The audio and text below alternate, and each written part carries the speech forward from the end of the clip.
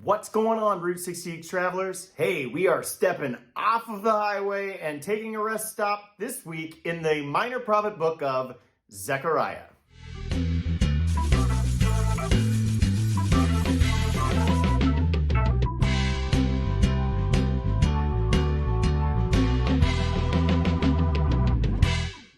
Ask yourself this question.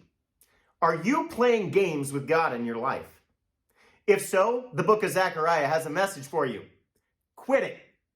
God says, stop trying to do it all your own way. Just trust in my plan. And he has a plan. Zechariah says God's working out his plan in history. And not only that, ultimately it leads to him coming to live and dwell with us.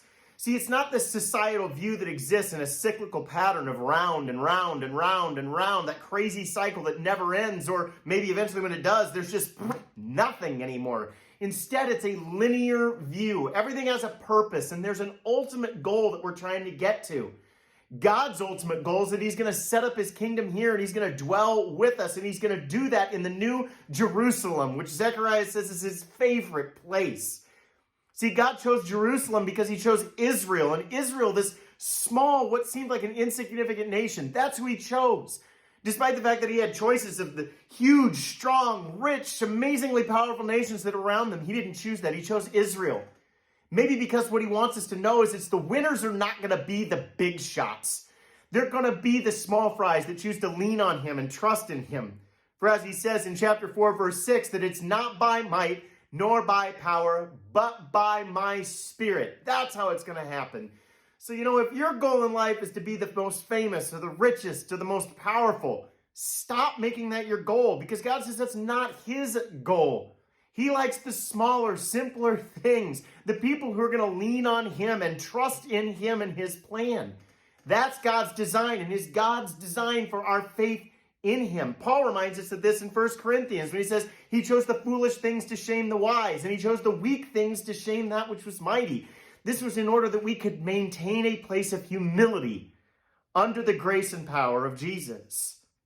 Because the world's always going to view Christians as foolish. But I'm going to tell you right now, I'll take the foolishness of God over the wisdom of the world any day of the week. Because it's not about getting bigger and better. We know that God's plan involves that he'll take care of it. And he has to break in to make his plan come about. And he's done it once. We saw it. He came as a baby. He lived his life. He did his ministry. He died on the cross. And guess what? He's going to do it again when he comes back to establish that kingdom. But in the meantime, we got to get directly blunt on this. If you want to be a part of his plan, you got to quit playing games. It's kind of like those men who came down from Bethel to talk to Zechariah and the prophets and the priests, and they questioned about the 5th and 7th months and their time of mourning over the destruction when Babylon came in. They've been doing it for 70 years, and God challenges us like he challenges them. He says, hey, look at the things that you've taken and just made it religious ritual. He says, was it really actually for me that you're doing this stuff, that you continue to do this stuff? What are you truly giving up? Why are you truly giving up or doing these things? You got to quit playing church, because I hate that. What I really want is integrity. So instead, start being kind, start being just, start being fair, start truly loving one another and loving me and trusting in my plan. Everything you do needs to be centered around that. Like Paul said again in 1 Corinthians, no matter what we do, we should do it all for the glory of God. To have Jesus in everything is the goal that we all should have. That should be our reality. This deep dive of conviction can be personally tested. Just ask yourself the 5 big questions. This is a huge reminder. 1, do I get more worked up about church traditions than about biblical truths? Am I more worried about doing the things that I think I should be doing than what God actually tells me to do in his word? Number 2, do I make a big deal about things that really aren't a big deal to God? Are there things that I want to blow up that really God doesn't say that's much of a big deal? Number 3, am I more worried about how I appear on the outside than I do on the inside? Am I more worried about how people see my appearance than how my heart and my mind connect with the obedience to Jesus?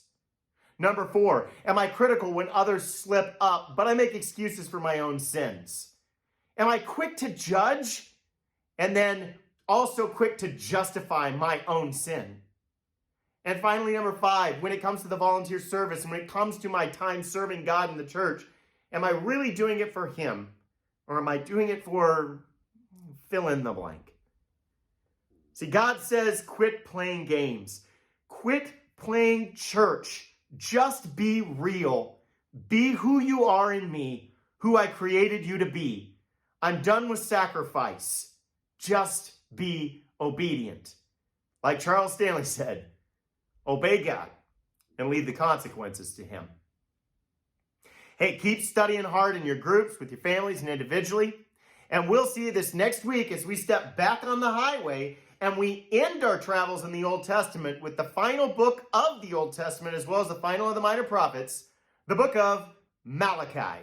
Until then, happy studying.